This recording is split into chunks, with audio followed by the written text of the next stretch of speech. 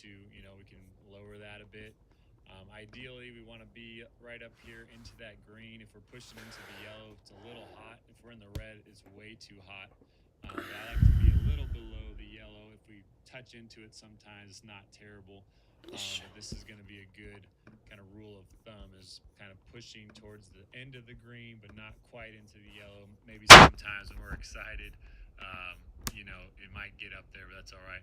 So that's going to be a good mix there. But again, I'm going to use um, I want to use my Volt 2 audio interface for this microphone here.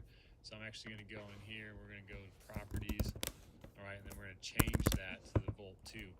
All right, and we'll add that in. And so now we can see this is actually this microphone that it's picking up. And now you can see it's a little bit lower. All right, so I'm going to want to adjust it again, right, so my audience can hear. If it's set too low, it might sound okay as far as like, hey, it's not cutting out, it's not super staticky or anything.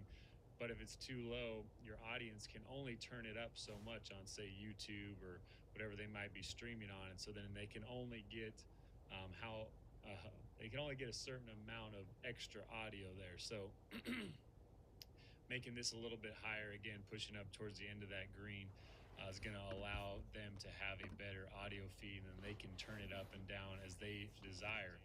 And so that's really how we set it up. And now I got two cameras here. I showed you earlier. I have my iPad, right? This is actually an iPad Air. It has the M1 chip in it.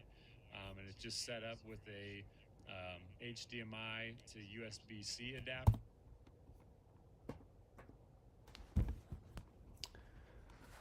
Cool stuff.